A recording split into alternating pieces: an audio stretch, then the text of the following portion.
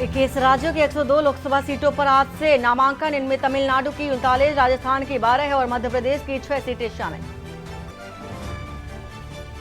लोकसभा चुनाव के बीच भूटान जाएंगे पीएम मोदी। कल भूटान के लिए होंगे रवाना। पड़ोसी पहले नीति पर जोर के देने के अनुरूप का लक्ष्य। ईडी के सभी समन को केजरीवाल की हाईकोर्ट में चुनौती। सुनवाई आज। जांच एजेंसी ने दिल्ली सीएम को पूछताछ के लिए 21 मार्च को बुलाया। टैक्स असेसमेंट केस में कांग्रेस की याचिका पर सुनवाई आज। दिल्ली हाई कोर्ट ने 210 करोड़ के जुर्माने पर रोक की याचिका की थी खारिज। यूपी के लिए बीजेपी की तीसरी लिस्ट तैयार। प्रत्याशियों के नामों का भी कभी भी हो सकता है ऐलान। पीलीभीत से वरुण और केसरगंज से ब्रिजभूषण पर सस्पेंस बरकरार। यूपी में 2 बच्चों के हत्यारे को पुलिस ने मुठभेड़ में किया ढेर। दूसरे हत्यारे की तलाश जारी। सैलून चलाने वालों ने घर में घुसकर उतरे से रेता था सगे भाइयों का गला। देख रहे हैं के न्यूज, खबरों का सारथी। नमस्कार, मैं हूं वंदना पांडे और आप देख रहे हैं के न्यूज इंडिया। बुलेटिन की शुरुआत बड़ी खबर से। और बड़ी खबर आ रही है इस वक्त अमेठी से, जहां पर चुनावी मौसम है और टिकटों की मारामारी भी देखी जा रही है। अमेठी और रायबरेली को लेकर के सस्पेंस बना हुआ है। कांग्रेस कार्यकर्ता मायूस नजर आ रहे हैं। इस वक्त की आपको एक बड़ी खबर बता रहे हैं अमेठी से, जहां पर गांधी परिवार का इन सीटों से चुनाव लड़ने पर जो संशय है अभी बना हुआ है। कौन लड़ेगा, कौन नहीं लड़ेगा, उम्मीदवार कौन होगा, किस प्रत्याशी को कांग्रेस पार्टी मैदान में उतारेगी, चुनावी मैदान में कौन नजर आएगा, ये देखने वाली बात है। फिलहाल संशय बना हुआ है कांग्रेस पार्टी में, शायद ही दोनों सीटों पर कोई भी चुनाव लड़ने आ जाए। और 2019 के बात अगर कर ली जाए तो 2019 का चुनाव अमेठी से राहुल गांधी हार गए थे और स्मृति ईरानी तब जीती हुई नजर आई थी। स्मृति ईरानी अमेठी से चुनाव लड़ी थी और जीत गई थी। राहुल गांधी वहां से लड़ेंगे, इस बात पर भी अभी फिलहाल संशय बना हुआ है। तो 2004 में रायबरेली से सोनिया गांधी ने पर्चा भरा था और साथ इंदिरा गांधी की कर्मभूमि से रिश्ता जोड़ा था, ये माना जा रहा है। इसके साथ ही साथ अब चूंकि खबर यह भी है कि अब वो डोर टूटती कहीं ना कहीं नजर आ रही है, क्योंकि ऐसा क्या कारण है कि अभी भी 2 सीटें खाली हैं और अभी भी किसी भी प्रत्याशी का ना तो ऐलान हुआ है और ना ही कांग्रेस पार्टी की ओर से ये स्पष्ट हो सका है कि इन दोनों ही सीटों में कांग्रेस के कौन से वो कद्दावर नेता होंगे जो इस सीटों से चुनाव लड़ेंगे, चाहे वो प्रियंका गांधी हो या फिर राहुल गांधी हो। दोनों को लेकर के अभी कोई भी जो तस्वीर है वो स्पष्ट होती नजर नहीं आई है। हालांकि प्रियंका गांधी ने पहले ही स्पष्ट कर दिया है कि वो चुनाव नहीं लड़ेंगी, ना ही रायबरेली से और ना ही अमेठी से। फिलहाल देखने वाली बात होगी, लेकिन कहा जा रहा है कि दोनों ही क्षेत्रों के कांग्रेसी दिल्ली में डेरा डाले हुए हैं। यहां से गांधी परिवार के लड़ने का जो दबाव है वो भी बनता नजर आ रहा है। कार्यकर्ता दिल्ली में कांग्रेस मुख्यालय में डेरा डाले हुए हैं।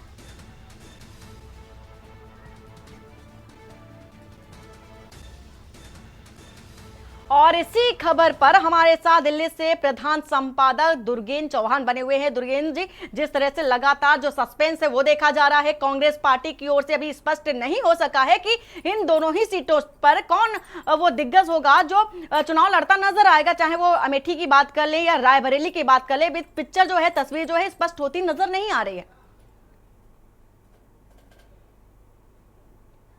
नहीं, निश्चित तौर पर जैसा कि वंदना आपने पूरी तस्वीर रखी, बताया, मैं लगातार दिल्ली में ही हूं और लोगों से बातचीत कर रहा हूं।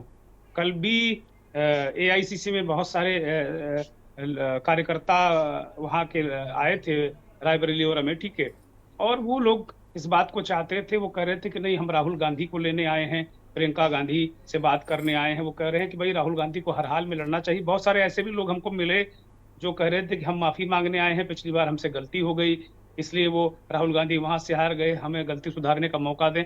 लोग बड़े भावुक नजर आ रहे थे। एआईसीसी में जो 24 अकबर रोड पर अखिल भारतीय कांग्रेस का कार्यालय है, लगातार बैठकों का दौर है। कल भी सुबह सीडब्ल्यूसी की बैठक में सोनिया गांधी और प्रियंका गांधी, राहुल गांधी सब आए थे और जो कार्यकर्ता हैं वो उनके साथ में इंटरेक्ट कर रहे थे, उनसे मिले भी थे। वो उनके लिए लगातार समय मांग रहे हैं। अभी तक जहां तक मेरे पास सूचना है कि आज शाम तक इन कार्यकर्ताओं की मुलाकात हो सकता है कि प्रियंका गांधी और राहुल गांधी से हो जाए। बहुत सारे नेता भी हैं, दोनों जो संसदीय क्षेत्र हैं, लोग इस बात को लेकर कह रहे हैं कि ठीक है। जब हमने उनसे सवाल किया कि विकास तो स्मृति ईरानी ने बहुत कराया है, बहुत सारी चीजें हुई हैं, बहुत सारी अच्छी चीजें हुई हैं, जो स्मृति ईरानी बार बार ये कह रही हैं कि जो बहुत सालों में नहीं कांग्रेस का नुमाइंदा वहां रह के राहुल गांधी हों या अन्य लोग हों नहीं कर पाए, वो अब वो कर रही हैं। स्कूल, अस्पताल, सड़कें सब बिल्कुल चमाचम कर दिया है। मैंने सवाल उनसे किया कि स्मृति ईरानी क्यों नहीं, तो इस पर उनका जवाब था कि वास्तव में जो हमारे पास वीआईपी सीट का दर्जा था, वीवीआईपी सीट का दर्जा था, अमेठी को लोग अगर आप कहीं बाहर जाते हैं, अगर बताते कि हम अमेठी से हैं, तो लोग कहते थे कि राहुल गांधी के इलाके से। वो दर्द लोगों के मन में, उन्होंने कहा कि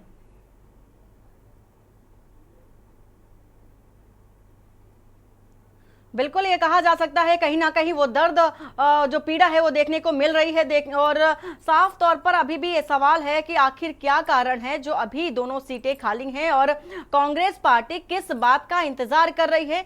समय बहुत कम रह गया है और सभी जो अगर भारतीय जनता पार्टी की बात कर ले तो भारतीय जनता पार्टी लगातार प्रत्याशियों के जो ऐलान है वो करती नजर आ रही है, लेकिन अब चूंकि रायबरेली और अमेठी दोनों ही कांग्रेस पार्टी के लिहाज से बेहद महत्वपूर्ण सीटें हैं और अभी भी इन सीटों को लेकर के रस्साकसी देखी जा रही है। अभी भी ये स्पष्ट नहीं हो सका है कि यहां से कांग्रेस के जो कद्दावर नेता हैं राहुल गांधी चुनाव लड़ेंगे या प्रियंका वाड्रा आएंगी।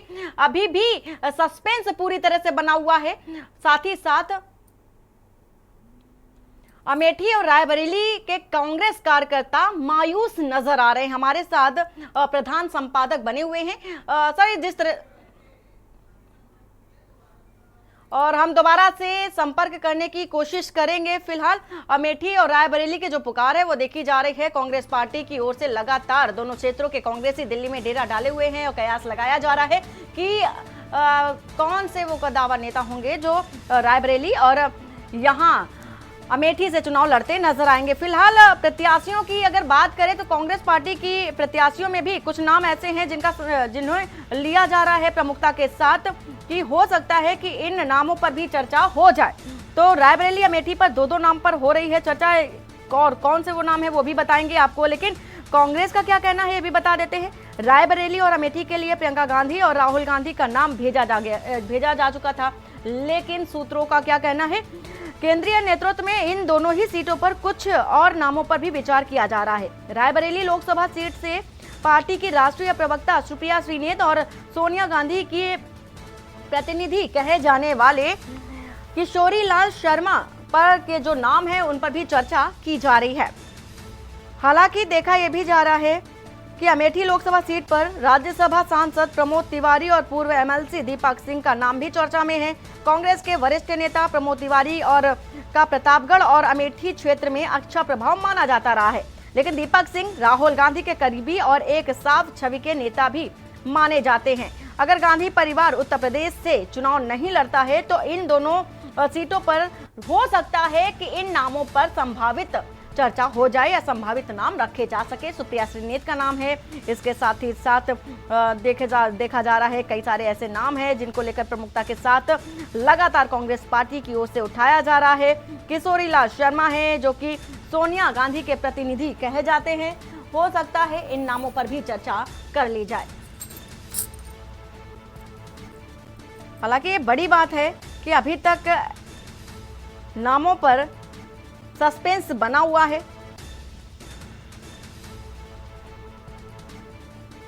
तो रायबरेली और अमेठी लोकसभा सीट पर भारतीय राष्ट्रीय कांग्रेस नया प्रयोग कर सकती है ऐसा माना जा रहा है, और ऐसी परिस्थिति में वह फिर से जो 2.5 दशक पहले हुआ था वो इतिहास दोबारा दोहराता हुआ नजर आएगा।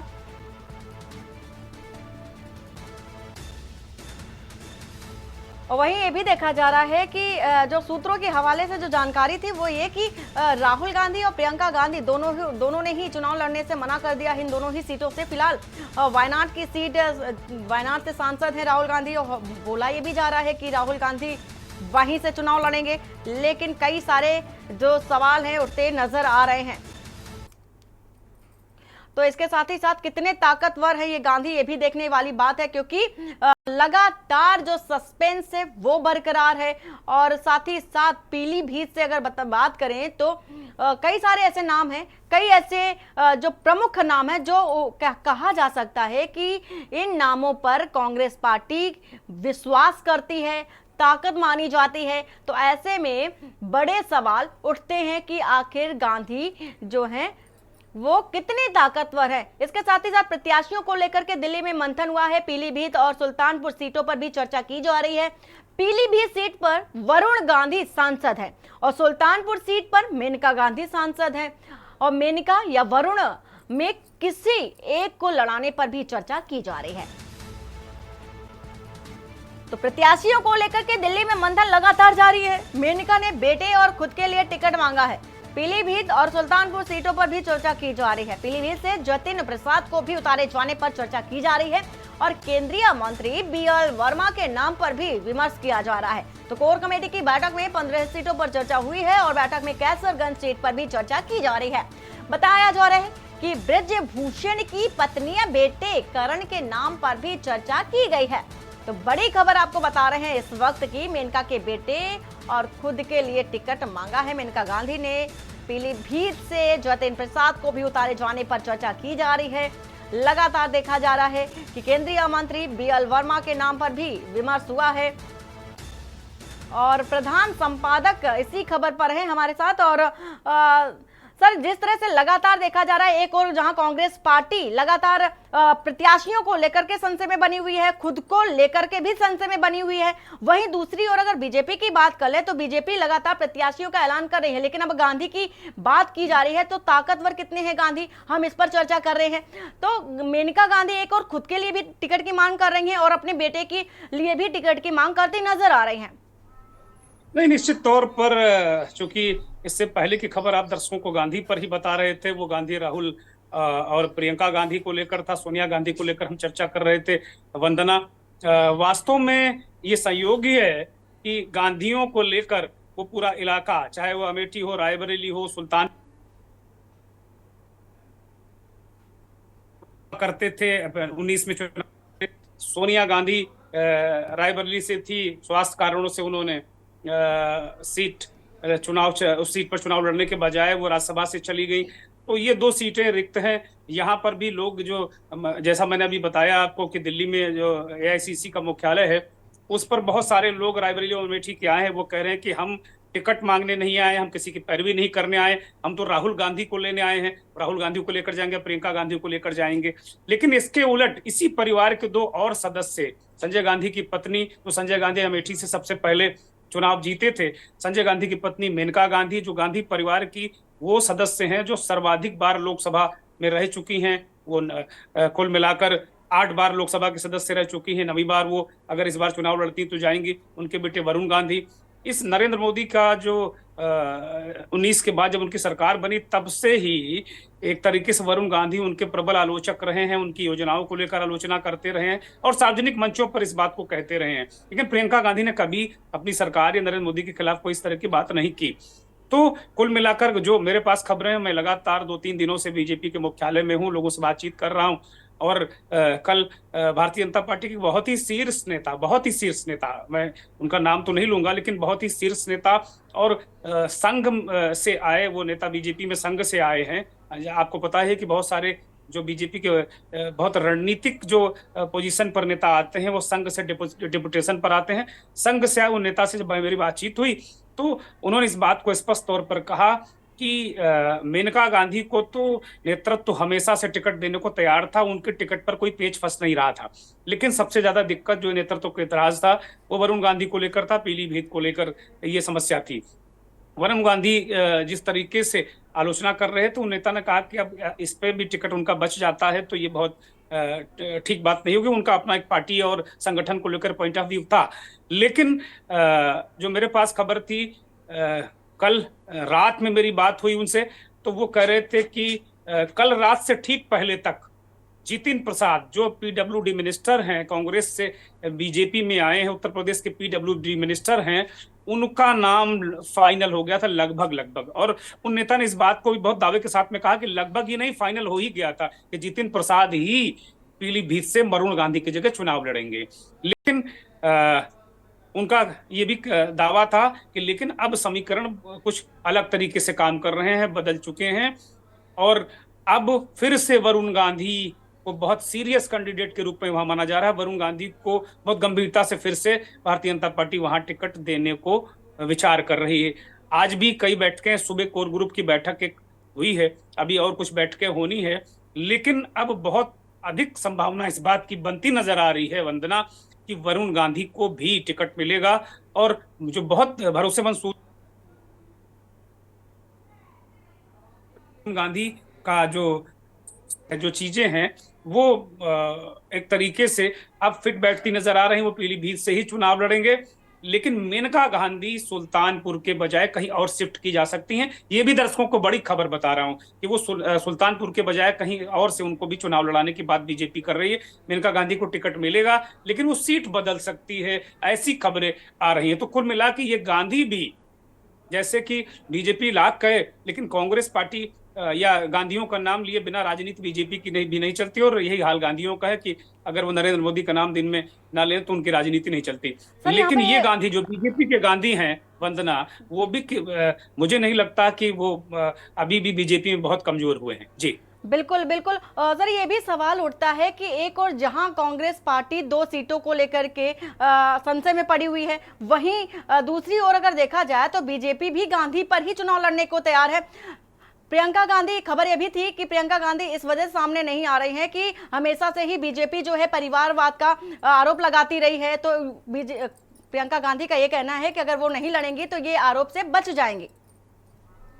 नहीं, ये प्रियंका का अपना सोचना हो सकता है, लेकिन जो समीकरण हैं और जैसा कि राहुल गांधी चुनाव लड़ रहे हैं, तो ये इस आरोप से अगर प्रियंका के ना लड़ने से पूरी पार्टी बचे तो मुझे नहीं लगता कि इससे कोई पार्टी बचेगी, क्योंकि हरदम बीजेपी का नरेंद्र मोदी खुद लोकसभा में इस बात को कह चुके हैं, जो भारत के प्रधानमंत्री हैं, कि अगर किसी राजनेता के परिवार में उसका बेटा, उसकी बहू, उसका भतीजा, उसका भाई अगर पब्लिक के बीच काम कर रहा है, जनता की सेवा कर रहा है, राजनीति को सेवा का माध्यम मान रहा है, तो वो परिवारवाद नहीं है, उसको टिकट मिलना चाहिए, वो उसको राजनीति में आना चाहिए।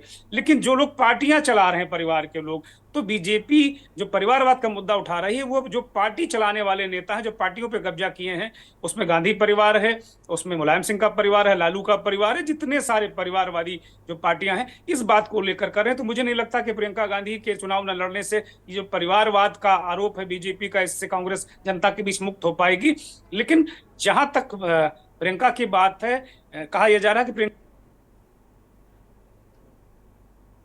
हो जाएगा, ऐसा अमेठी और रहे थे। लेकिन अभी फिलहाल हम बात कर रहे हैं वरुण गांधी और मेनका गांधी की। जो सबसे बड़ी बात जो मुझे नजर आ रही है, 2-3 दिन तक, 4 दिन तक मैं लगातार बीजेपी कार्यालय में आता जाता रहा हूं और दिन भर मैं वहां पर रहा हूं। जो एक सबसे बड़ी बात नजर आ रही है कि बीजेपी का जो नेतृत्व है, वो एक एक सीट उसके लिए इतनी मायने है कि एक एक सीट पर कई बार मंथन हो रहा, 3-3 बार रिपोर्ट मंगाई गई, एक भी सीट वो इसलिए लूज करने की स्थिति में नहीं है कि कहीं कोई गलत निर्णय टिकट बंटवारे में हो जाए और वो एक सीट वो हार जाए। ऐसी स्थिति, ऐसी गलती बीजेपी पूरे देश में नहीं करने की स्थिति में है, और उत्तर प्रदेश में तो सवाल ही नहीं उठता। मुझे यही बड़ी वजह है कि जो पिछली बार 51 टिकट घोषित किए गए, उसमें केवल 4 उन लोगों के नाम अलग थे जो पिछली बार चुनाव हारे थे, उन सीटों पर अलग नाम आए। बाकी 47 पूर्व सांसदों को, जो 4-4, 5 बार पार का सांसद हैं, उनको रिपीट किया गया। तो इसलिए जो अभी बाराबंकी के जो सांसद हैं उपेंद्र रावत, उनका एक वीडियो सिंगापुर का आ गया था, उस वीडियो को लेकर उन्होंने कहा कि जब तक जांच पूरी नहीं हो जाती वो चुनाव में नहीं जाना चाहते। तो बाराबंकी में भी उम्मीदवार बदलेगा, लेकिन अब कुल 5 जो उनके सहयोगी दल है, वो 25 सीटें बीजेपी को घोषित करनी है, और ये बहुत फंसी हुई सीट है। जैसा अभी आपने अपनी खबर में दिखाया, ब्रजभूषण शरण सिंह हैं, इसी तरीके संतोष गंगवार का टिकट लगभग कट गया है या कट गया है। इसमें एक बीजेपी और संघ के बहुत बड़े नेता ने वीटो लगा दिया कि संतोष गंगवार के अलावा किसी को भी, तो संतोष गंगवार का टिकट कट गया है, ये आप खबर चला सकते हैं। संतोष गंगवार को टिकट नहीं मिलेगा, वहां पर संजय गंगवार और क्षेत्रपाल, ये दो बड़े नाम हैं, इनमें से किसी एक व्यक्ति को टिकट मिलेगा। बरेली से संतोष गंगवार का टिकट कट गया, ये पक्की खबर के न्यूज के दर्शकों को मैं बता रहा हूं, और दर्शकों को ये खबर आप बता सकती हैं कि संतोष गंगवार जो पूर्व केंद्रीय मंत्री रहे, पिछली बार उन्हें मंत्री नहीं बनाया गया था, उनका टिकट गया है। अभी तक आज की डेट तक आज की डेट तक उनके नाम को किनारे कर दिया गया है। इन दो प्रमुख नामों पे विचार किया। ब्रजभूषण की बात आपने की, उनका भी। दूसरी तरफ आज जो पहले चरण के देश भर में जो चुनाव होने हैं, उनका नामांकन भी शुरू हो गया है। अब जो बाकी बची सीटें बीजेपी की हैं वो अगले चरणों के लिए हैं। तो उत्तर प्रदेश बहुत महत्वपूर्ण है, और एक एक सीट पर, जैसा कि गाजीपुर में कहा जा रहा है कि जो मुख्तार अंसारी के भाई अफजाल अंसारी को सपा और कांग्रेस के गठबंधन से टिकट मिला है। वो पिछली बार भी बसपा सपा गठबंधन से उन्होंने 1 लाख से अधिक वोटों से मनोज सिन्हा को चुनाव हराया था 19 में, और वो मनोज सिन्हा राज्यपाल हैं। मनोज सिन्हा के बेटे टिकट की दावेदारी कर रहे हैं, और मुझे ऐसा लग रहा है कि उनको टिकट वहां से मिल सकता है। लेकिन मनोज सिन्हा के बेटे को लेकर भी विचार चल रहा है। पहले ये जो सीट है, ये राजभर इस पर दावा कर रहे थे, लेकिन ऐसा लग रहा है कि बीजेपी वहां मनोज सिन्हा के बेटे को भी उतार सकती है। तो एक एक सीट पर बहुत मंथन है, बहुत चिंतन है। वंदना, अगर ये बात करें कि ब्रजभूषण की पत्नी या बेटे करण के नाम पर भी चर्चा चल रही है, अगर इन नामों पर मुहर लग जाती है और प्रत्याशी के तौर पर उतार दिया जाता है, तो इसका कितना फायदा बीजेपी को मिलने वाला है? क्योंकि देखा गया था बीते दिनों कि ब्रजभूषण का साफ तौर पर विरोध प्रदर्शन भी देखा गया था, और इसके साथ ही साथ तमाम जो चाहे वो खेल जगत की बात कर ले या आम लोगों की बात कर ले, विरोध करते नजर आए थे।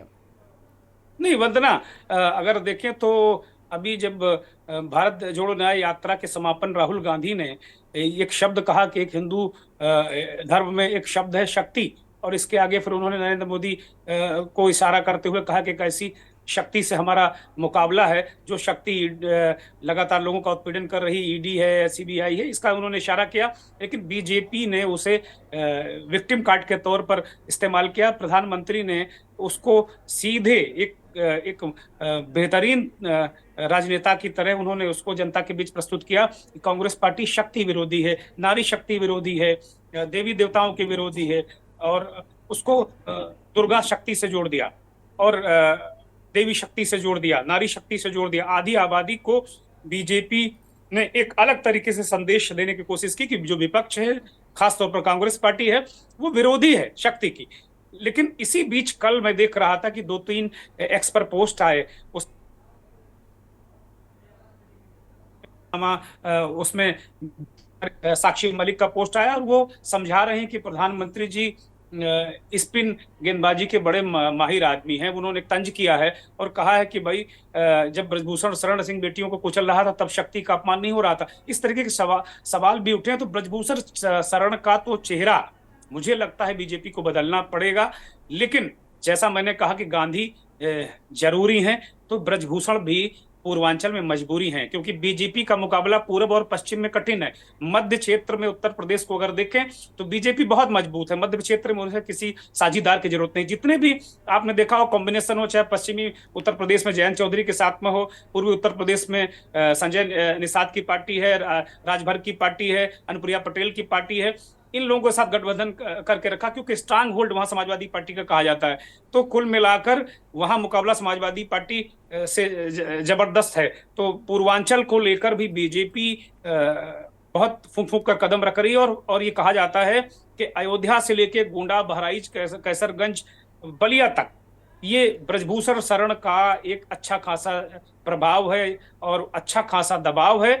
और यही वजह थी कि पिछले दिनों पहलवान धरने पर बैठे, इतना बवाल झंझट हुआ, लेकिन राजनीतिक कारणों से ब्रजभूषण शरण पे वो कार्रवाई नहीं हुई जैसा पहलवान कार्रवाई होते देखना चाहते थे। यही वजह है, आपको बता दूं कि लखीमपुर खीरी से इतना बड़ा कांड, खीरी कांड, जो पूरे देश और दुनिया में चर्चा में आया, उस कांड के आरोपी जो उनका बेटा आरोपी था, केंद्रीय गृह राज्य मंत्री अजय मिश्र टेनी, उनको भी दोबारा मैदान में उतारा गया है, टेनी को भी।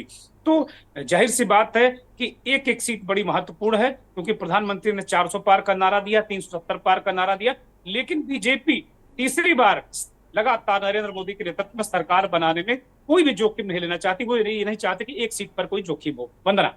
बिल्कुल, और ये भी देखने वाली बात है, क्योंकि लगातार देखा जा रहा है कि जो बीजेपी है वो पूरी तरह से एक्टिव मोड में है और फुल फॉर्म में नजर आ रही है। कोई भी चूक ना हो जाए इसको लेकर के बराबर एक नहीं कई बार मंथन भी किया जा रहा है। लेकिन अब मैटर ये उठता है, मामला तो ये उठता है कि कांग्रेस पार्टी हो या समाजवादी, कोई भी इंडिया गठबंधन की पार्टी हो, किस संशय में है, क्या सोच रही है कि अभी तक प्रत्याशियों का ऐलान नहीं कर पाई है, और डर किस बात का है? नहीं, डर नहीं बंदना। जो पहले चरण के लगभग जो चुनाव में पहला चरण उत्तर प्रदेश में, पश्चिमी उत्तर प्रदेश में है, तो पहले चरण को लेकर जो चीजें चल रही है वो अपने आप में बड़ी महत्वपूर्ण है। और पहले चरण का अगर चुनाव देखा जाए तो उसको लेकर चर्चा परिचर्चा बहुत सारी चीजें हो रही हैं। लेकिन अगर देखा जाए तो बाकी जो जितनी सीटों की हम बात कर रहे हैं वो आगे के चरण के चुनाव हैं। और मोटे तौर पर अगर हम लोग देखें तो ये पहले भी ऐसा होता रहा है, तो नई बात नहीं है कि टिकट बहुत मंथन चिंतन के बाद इतने बड़ा सिस्टम, इतना बड़ा तंत्र भारतीय जनता पार्टी का है, उसके बाद भी, इतने तंत्र और सिस्टम के बाद भी भारतीय जनता पार्टी के 25 टिकट उत्तर प्रदेश के अभी नहीं फाइनल हुए, उसमें महत्वपूर्ण स्थान है। तो ये टिकटों का मसला तो बहुत ही पेचीदा होता है। और वास्तव में अगर 25 टिकट बंटवारा, टोटल जो विनेबिलिटी है, जो जीतने का जो स्ट्राइक रेट है, उसमें टिकटों का बंटवारा बहुत महत्वपूर्ण होता है। अगर गलत टिकट बढ़ जाए तो एक अच्छी खासी जीतती पार्टी भी चुनाव हार जाती है। इसलिए सारे दल, चाहे इंडिया गठबंधन हो, आप देखिए बीजेपी किससे बड़ा तंत्र किसका है, लेकिन उसके भी टिकट फंसे हुए हैं। वंदना। बिल्कुल, और ये देखने वाली बात भी है। एक और जहां अगर बात कर ले, रैलियों की बात कर ले, या फिर जिस तरह से भारत न्याय जोड़ो यात्रा राहुल गांधी की ओर से चलाई गई उसकी बात कर ले, तो कितना फायदा मिलता है लोकसभा चुनाव में, ये बड़ी देखने वाली बात होगी सर। क्योंकि लगातार ताबड़तोड़ रैलियां भी प्रधानमंत्री नरेंद्र मोदी भी करने में लगे हुए हैं। बात चाहे दक्षिण भारत की कर ले या अन्य किसी क्षेत्र की बात कर ले, लगातार वर्चुअल माध्यम से भी वो जुड़ने की कोशिश करने में लगे हुए हैं। नहीं, इसमें कहीं कोई संदेह नहीं। बीजेपी तैयारियों में, रैलियों में बहुत आगे है, इसमें कहीं कोई संदेह नहीं है। बीजेपी की तैयारियां और उसके सर्वोच्च नेता प्रधानमंत्री नरेंद्र मोदी लगातार दिन रात खुद वो मेहनत कर रहे हैं। लेकिन ऐसा नहीं है कि विपक्ष के लोग बिल्कुल सो रहे हैं, सो भी नहीं रहे हैं। लेकिन अगर दोनों की तुलना की जाए तो निश्चित तौर पर बीजेपी तैयारियों में, रैलियों में, चुनाव प्रबंधन में, सिस्टम में, तंत्र में निश्चित तौर पर आगे है, इसमें कहीं कोई संदेह नहीं है।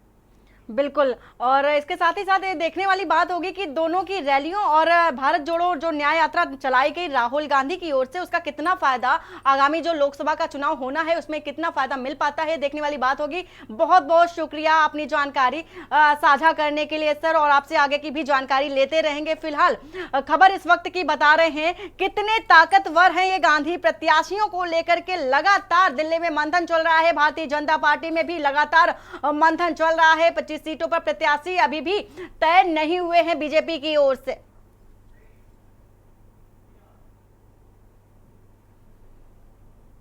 और यहां वक्त हो चला एक छोटे से ब्रेक का। ब्रेक के बाद जल्द हाजिर होते हैं। आप देख रहे हैं के न्यूज, खबरों का सारथी। मुझे जॉब छोड़ा फिर भी सो कूल। ब्रो, नए चैलेंजेस नए मौके लाते हैं। अच्छा, सीरियसली राहुल, मेरा पूरा घर now it's an online retail store. देख, वाओ, लेकिन पैसे? कुछ साल पहले दिवाली बोनस को इन्वेस्ट किया था। और अब तो है LIC का यूलिप प्लान निवेश प्लस। एक बार इन्वेस्ट करो, इंश्योरेंस से सुरक्षा का लाभ और मार्केट की बढ़त का फायदा दोनों पाओ। 1 sec Rahul. Madam, you are double cool.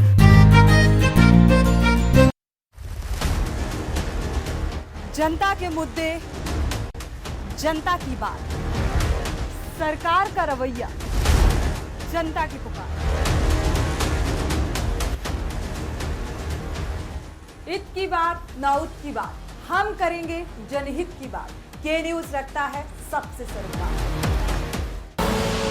आप देख रहे हैं के न्यूज, खबरों का सारथी। ब्रेक के बाद आपका स्वागत है। पटना से खबर आ रही है जहां पर महागठबंधन में आज सीट शेयरिंग को लेकर के घोषणा भी हो सकती है। इस वक्त की बड़ी खबर बिहार से आपको बता रहे हैं, पटना में महागठबंधन में आज सीट शेयरिंग को लेकर के घोषणा की जा सकती है। महागठबंधन में सीट शेयरिंग पर लगभग फाइनल मुहर लग सकती है और दिल्ली में प्रेस कॉन्फ्रेंस में भी सीट शेयरिंग की घोषणा हो सकती है।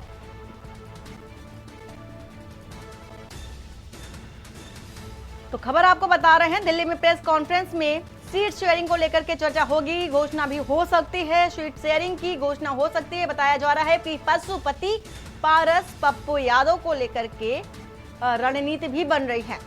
फिलहाल ये जानकारी सूत्रों के हवाले से आपको दे रहे हैं। राजद को 26 और 27 सीट, कांग्रेस को 8 से 9 सीट मिल सकती हैं।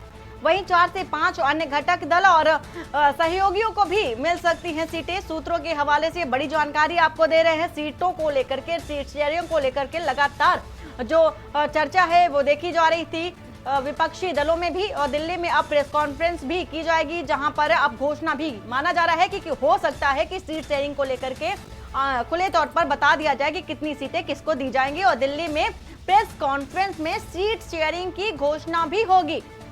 तो पशुपति पारस पप्पू यादव को लेकर के रणनीति बन रही है। हालांकि अभी हाल ही में पशुपति पारस ने एनडीए से इस्तीफा दिया था और अब चूंकि देखा जा रहा है कि इन पर रणनीति बनाई जा रही है। 4 से 5 घटक सहयोगियों को भी सीटें दी जा सकती हैं।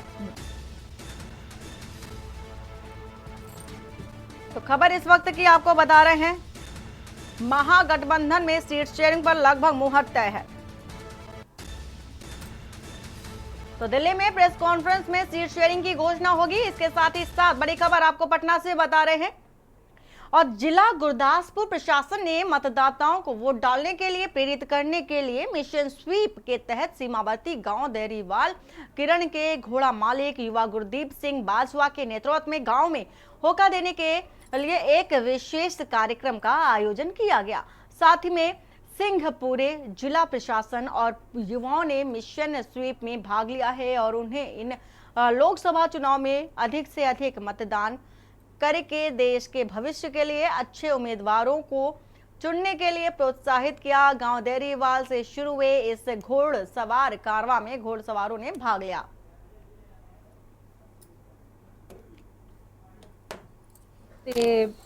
इस एक्टिविटी ਦੇ ਮਾਧਿਅਮ ਤੋਂ ਮੈਂ ਸਾਰਿਆਂ ਨੂੰ ਅਪੀਲ ਕਰਨਾ ਚਾਹਾਂਗੀ ਕਿ ਸਾਰੇ ਆਪਣੇ ਜਿਹੜਾ ਰਾਈਟ ਟੂ ਵੋਟ ਹੈ ਉਹਦਾ ਵਰਤੋਂ ਕਰਦੇ ਹੋਏ ਸਾਰੇ ਵੋਟ ਪਾਓ ਤੇ ਇਸ ਇਲੈਕਸ਼ਨਸ ਨੂੰ ਸਕਸੈਸਫੁਲ ਬਣਾਓ।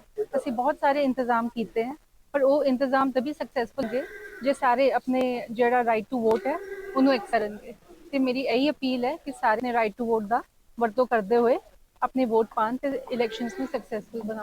Thank you. आज केड़े कल 9 तक जी पूरी इवेंट वहाँ तक कैरी आउट होगा and I am very hopeful कि सारे बच्चों को बहुत ही मोटिवेशन मिलेगी और सिर्फ बच्चों को ही नहीं, इवन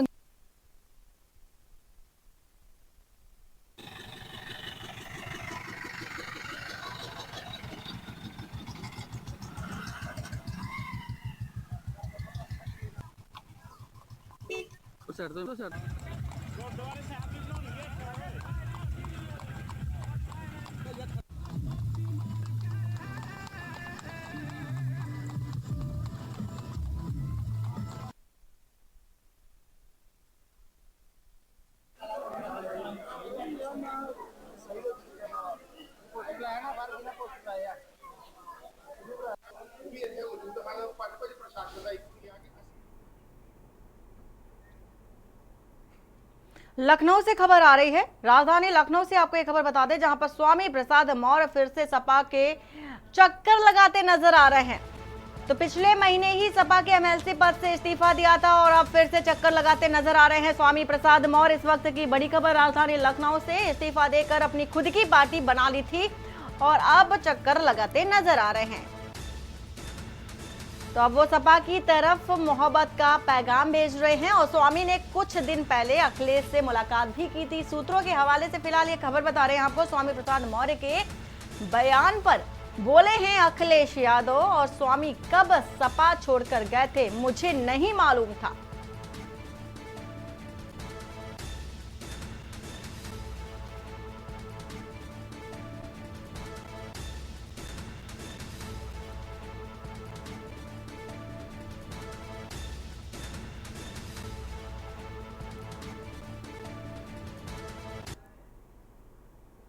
और यहाँ रुकते एक छोटे से ब्रेक के लिए। ब्रेक के बाद जल्द हाजिर होते हैं।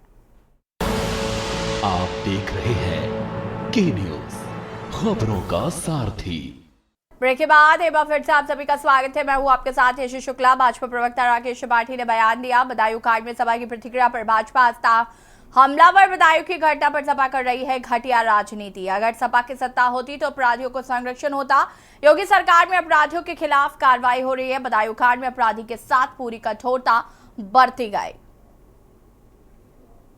लखनऊ से खबर, जहां पर 69,000 शिक्षक भर्ती रद्द करने का मामला, भर्ती रद्द करने के खिलाफ फैसला सुरक्षित। 69,000 शिक्षक भर्ती रद्द करने के खिलाफ फैसला सुरक्षित। भर्ती प्रक्रिया आदेश के खिलाफ सुनवाई पूरी। लखनऊ हाई कोर्ट ने सुनवाई पूरी कर फैसला सुरक्षित किया।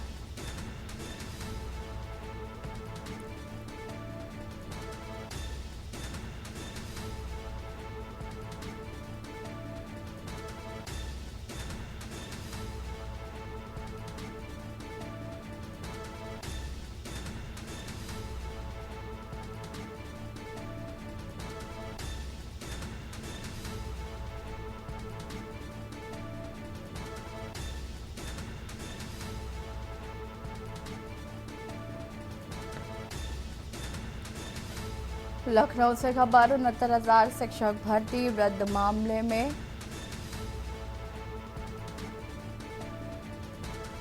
फैसला रखा गया है सुरक्षित।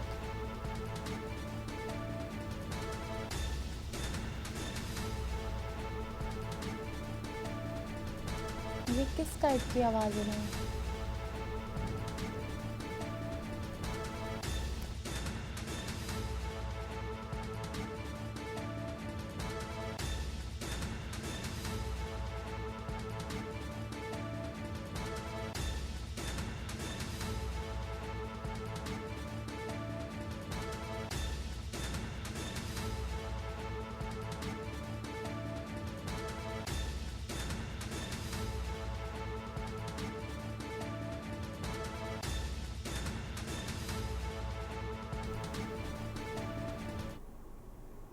लखनऊ से खबर, जहां पर डीजीपी प्रशांत कुमार ने डीजी एनडीआरएफ की मुलाकात। कल एनडीआरएफ के डीजी अतुल करवाल ने की डीजीपी से भेंट। एनडीआरएफ से जुड़े कई मुद्दों पर दोनों अफसरों की हुई चर्चा।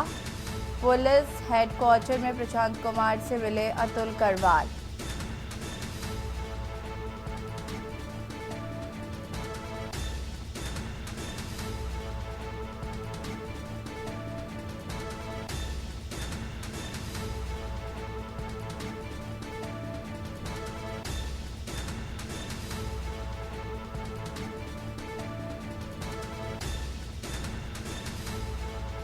एनडीआरएफ से जुड़े मुद्दे पर दोनों अफसरों की हुई चर्चा। पुलिस हेडक्वार्टर में प्रशांत कुमार से मिले करवाल।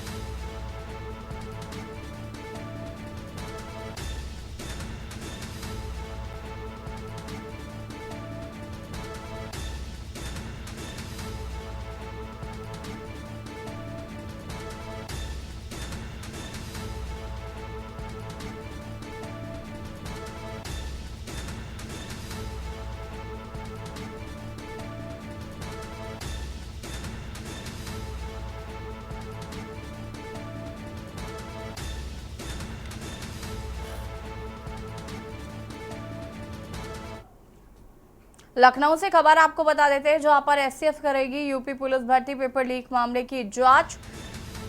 यूपी पुलिस भर्ती पेपर लीक की विवेचना।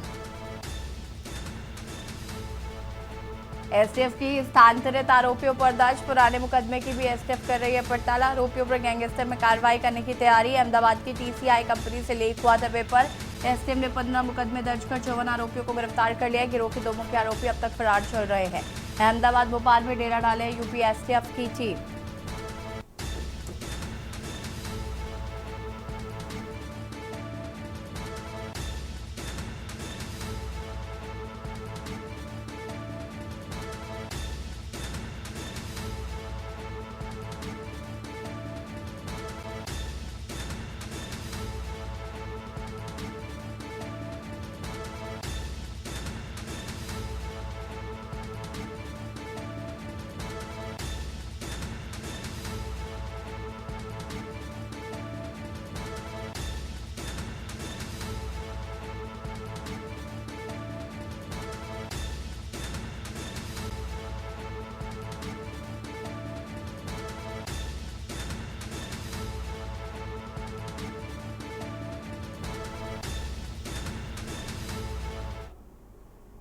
कासगंज से खबर जहां पर यूपी पुलिस के सिपाही का हाई वोल्टेज ड्रामा, नशे में धुत बीच सड़क पर किया हाई वोल्टेज ड्रामा। बीच सड़क पर वाहनों को रोक कर की गाली गलौज, शराबी सिपाही ने खाकी पर फिर लगाया दाग।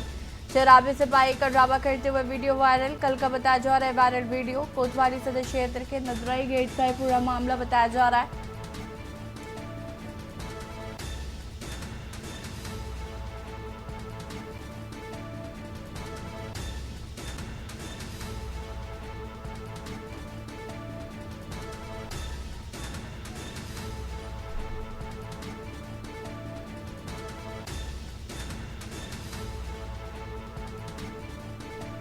शराबी सिपाही ने खाकी पर फिर लगाया दाग।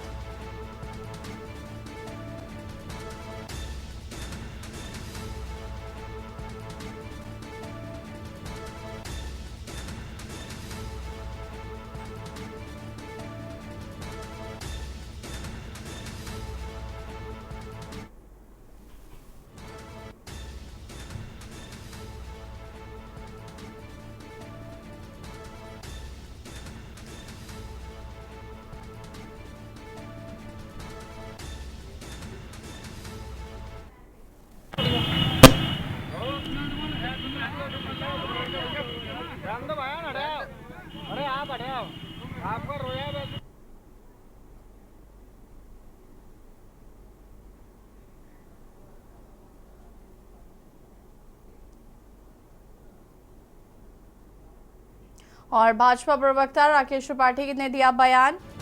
भाजपा प्रवक्ता राकेश त्रिपाठी ने दिया बयान। बदायूं कांड में सपा की प्रतिक्रिया पर भाजपा हमलावर। बदायूं की घटना पर सपा कर रही है घटिया राजनीति। अगर सपा की सत्ता होती तो अपराधियों को बदायूं की घटना पर सपा कर रही है घटिया राजनीति। अगर सपा की सत्ता होती तो अपराधियों को संरक्षण होता।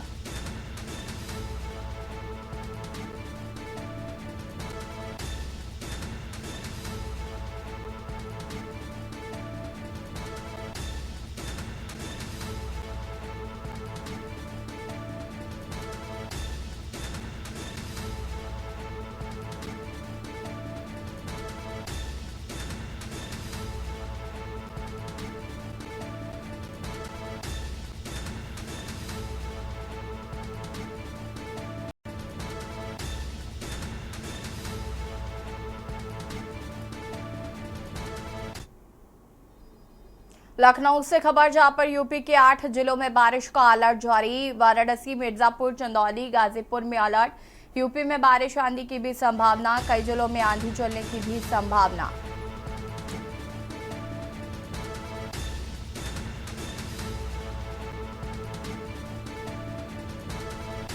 कई जिलों में आंधी चलने की भी संभावना।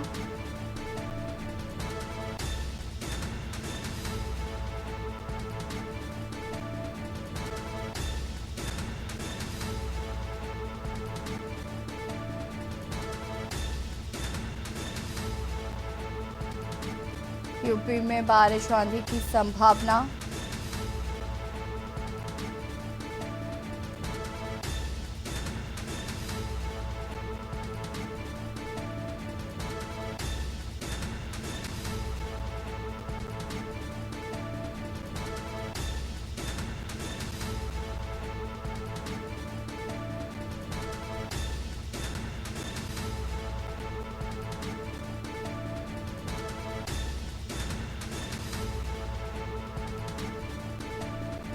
यूपी के 8 जिलों में बारिश का अलर्ट जारी।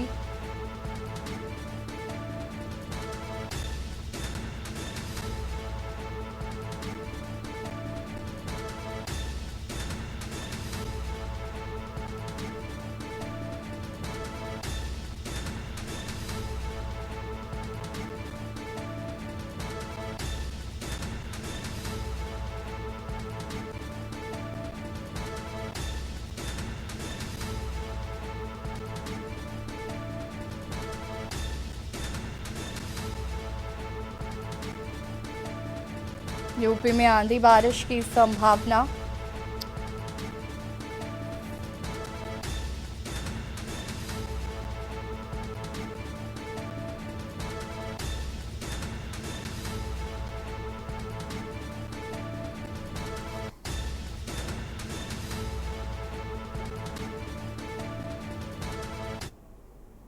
और सीधे आपको ले चलते हैं दिल्ली, जहां पर स्टार्टअप महाकुंभ का हुआ आगाज और प्रधानमंत्री नरेंद्र मोदी पहुंचे हुए हैं। क्या कुछ कह रहे हैं, सुन लेते।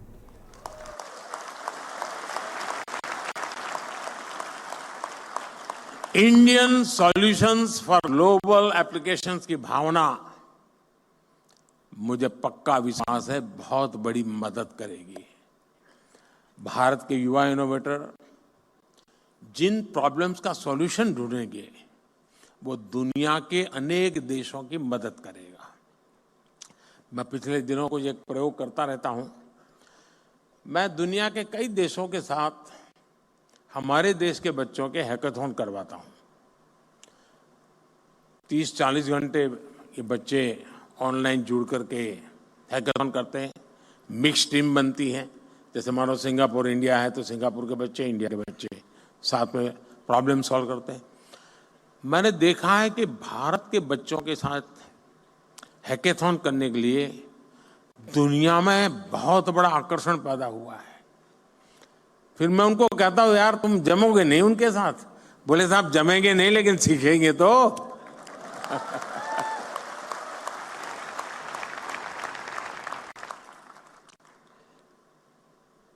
दोस्तों, भारत में जो इनोवेशन ट्राइड और टेस्टेड होगा वो दुनिया की हर ज्योग्राफी और डेमोग्राफी में सक्सेसफुल होगा, क्योंकि हमारे यहां सब नमूने हैं। यहां रेगिस्तान भी मिलेगा, यहां बाढ़ वाला इलाके भी मिलेगा, यहां पर मीडियम पानी वाला भी है, यानी हर प्रकार की चीज आपको एक ही जगह पर सब मौजूद है जी। और इसलिए यहां जो सक्सेस हुआ वो दुनिया में कहीं पर भी सक्सेस हो सकता है। साथियों, भारत लगातार इस विषय में फॉरवर्ड प्लानिंग करते हुए चल रहा है। देश ने हजारों करोड़ रुपयों के नेशनल रिसर्च फाउंडेशन बनाने का निर्णय लिया है। थोड़े समय पहले इसका निर्णय आपने देखा होगा। और इंटरिम जो बजट हमने रखा था, हमारे देश में कुछ चीजों की चर्चा करने के लिए लोगों को फुर्सत नहीं है, क्योंकि फालतू चीजों में उनका टाइम बहुत जाता है। इस इंटरिम बजट में, क्योंकि पूरा बजट तो अभी जब मैं दोबारा आऊंगा तब आएगा,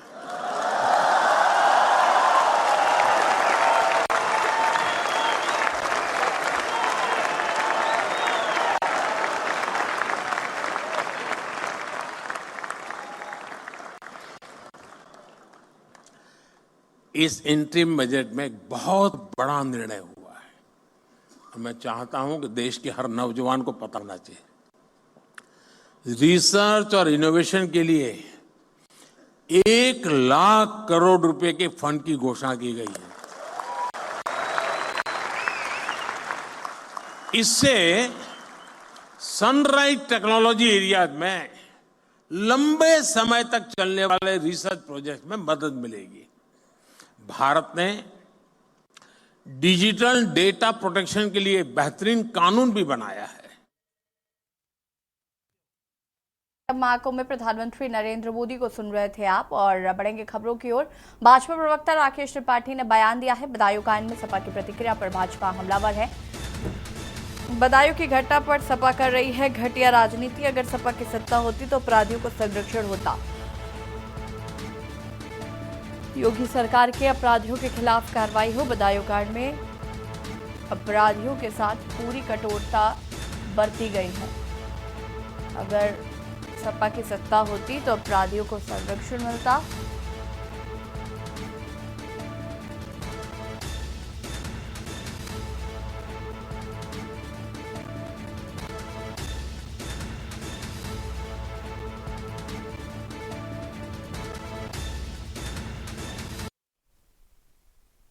बदायूं की घटना हैरान करने वाली है, रोंगटे खड़े कर देने वाली है, बहुत दुख उत्पन्न करने वाली है। लेकिन ऐसी घटना पर समाजवादी पार्टी घटिया राजनीति पर उतर रही है, घटिया राजनीति करके व्यर्थ के आरोप कर रही है। जबकि सच ये है कि योगी आदित्यनाथ सरकार ने ऐसे किसी भी मामले में पूरी कठोरता से कार्रवाई करने का हमेशा उदाहरण दिया है। इस मामले में भी एनकाउंटर करके अपराधी को मार गिराया है। अगर सत्ता सपा की होती तो समाजवादी पार्टी की सत्ता में ऐसे अपराधियों को सत्ता का संरक्षण होता और समाजवादी पार्टी अब भी व्यर्थ के आरोप प्रत्यारोप कर रही है। बेहतर होता कि वो पीड़ितों के जख्मों पर मरहम लगाने का काम करती। अगर मरहम नहीं लगा सकती तो कम से कम नमक तो ना छिड़के। से खबर बता देता है, लखनऊ से खबर। डीजीपी प्रशांत कुमार ने डीजी एनडीआरएफ से की मुलाकात। एनडीआरएफ के डीजी अतुल करवाल ने की डीजीपी से भेंट।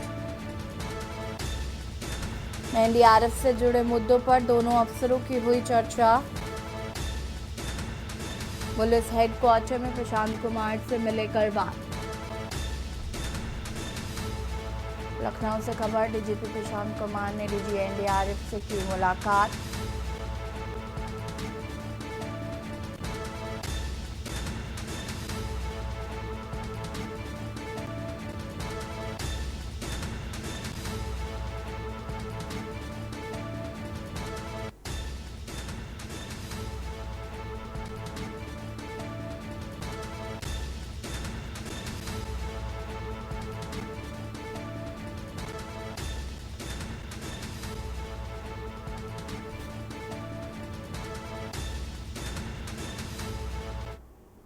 मथुरा से खबर, जहां पर एसएसपी शैलेश कुमार पांडे ने किया निरीक्षण। बिहारी जी मंदिर के आसपास के क्षेत्र का निरीक्षण। आज भारी संख्या में भीड़ आने की भी आशंका।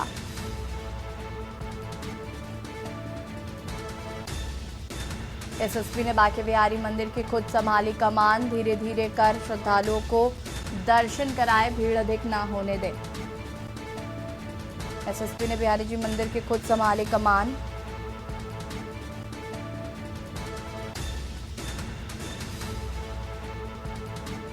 बिहारी जी मंदिर के आसपास के क्षेत्र का निरीक्षण।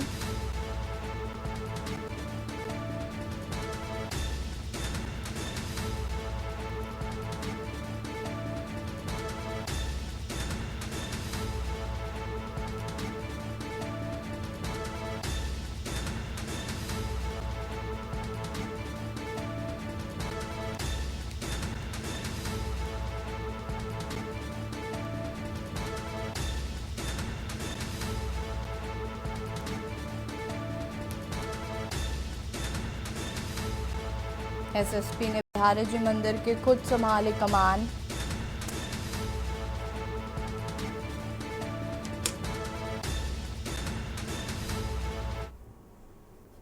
और लाइव न्यूज में फिलहाल आता ही, देखते रहिए के न्यूज एरिया। नमस्कार। आप देख रहे हैं के न्यूज, खबरों का सारथी।